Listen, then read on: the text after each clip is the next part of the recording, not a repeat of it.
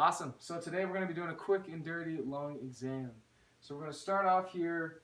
Why we do a lung exam is just to kind of assess any abnormalities. Maybe our patients or our athletes are coming in with some sort of illness.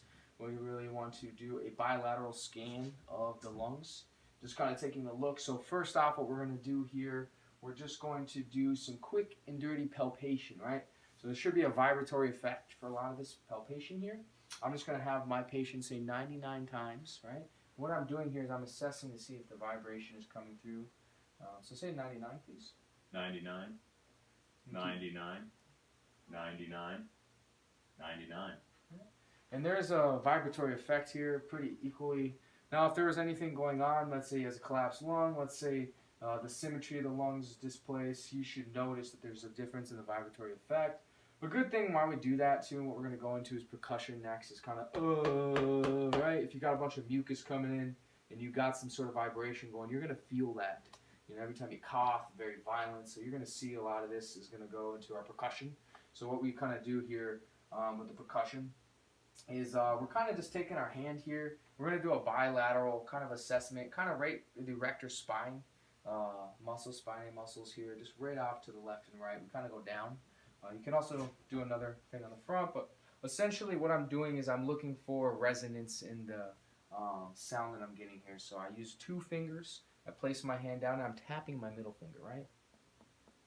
There should be resonance coming. And it gets a little more shallow, a little more dull as you get to the bottom, because once you leave the thorax, right, you're not going to hear that as much. Right? You can also do some palpation of the skin as you exhale and inhale. So just assess differences bilaterally that you can note.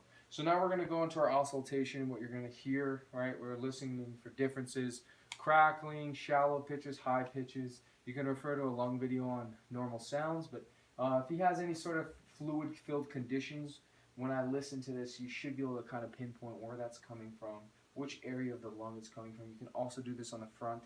But we're just going to do a quick and dirty screen here. So I'm going to have my patient just take normal breaths in for me.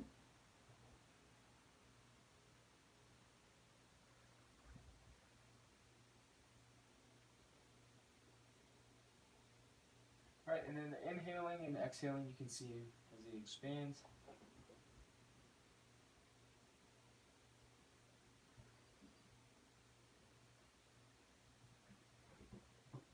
And you can hear, you know, that it's not blocked. I mean, he is as healthy as it gets. You can really tell when you listen, you go down and you change where you're, you know. And this brings another point too. Jameson here has kindly volunteered.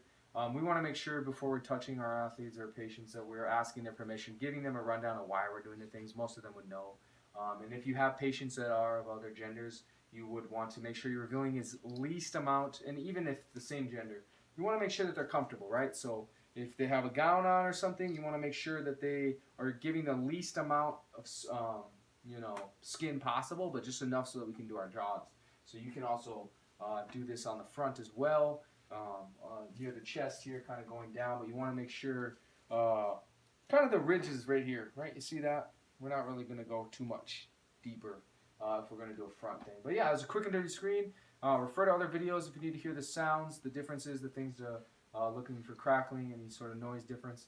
And there's also further screens that you can do if you need issues that need to be looked at. So awesome.